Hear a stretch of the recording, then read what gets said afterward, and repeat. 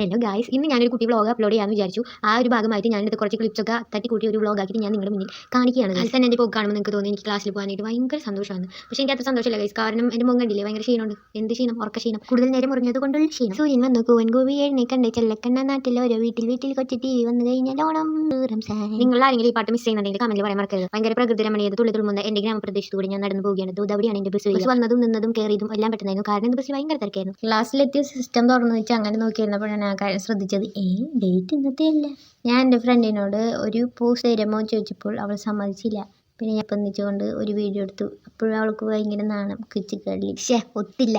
അങ്ങനെ ഞാൻ വന്ന് എൻ്റെ ബസ്സിൽ കയറിയിട്ടുണ്ട്. ആ ബസ്സിൽ കയറിയതിൻ്റെ സന്തോഷമാണ് നിങ്ങൾ കാണുന്നത്. അങ്ങനെ ഞാൻ പോയിക്കൊണ്ടിരിക്കവേ ഞാനൊന്ന് ഉറങ്ങിപ്പോയി, മയങ്ങിപ്പോയി ഞാൻ.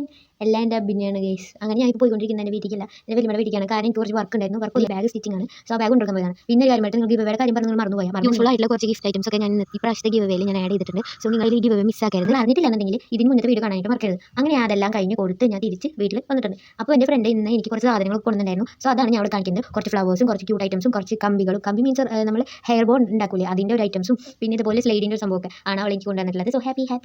അപ്പോൾ നെക്സ്റ്റ് ഇതൊക്കെ വെച്ചിട്ട് എന്ത് ക്രാഫ്റ്റ് ചെയ്യാൻ പറ്റുന്ന ആലോചിച്ചിട്ട് ആ ക്രാഫ്റ്റിൻ്റെ വീഡിയോസ് ഒക്കെ ചാനൽ അപ്ലോഡ് ചെയ്യാം. നിങ്ങളെല്ലാം കാണാനായിട്ട് മക്കളെ. അങ്ങനെ ഞാൻ പോയിട്ട് വരുന്ന സമയത്ത് ഈ ഒരു റിബൺ വാങ്ങിച്ചു. അപ്പോഴാണ് ആ സാധനം കണ്ടത്. അങ്ങനെ ഈ ഒരു പുളിഞ്ചയിൽ ഇന്നത്തെ വ്ളോഗ് അവസാനിക്കുകയാണ്. ഇന്നത്തെ വ്ളോഗ് ഇഷ്ടപ്പെട്ട് കഴിഞ്ഞാൽ നിങ്ങൾ ഒരു യൂണിക്കോണിൻ്റെ ഇമോജി കമന്റ് ചെയ്യാനും അതുപോലെ തന്നെ വീഡിയോ ലൈക്ക് ചെയ്യാനും മറക്കല്ലേ. ബൈ കൂട്ടുകാരി.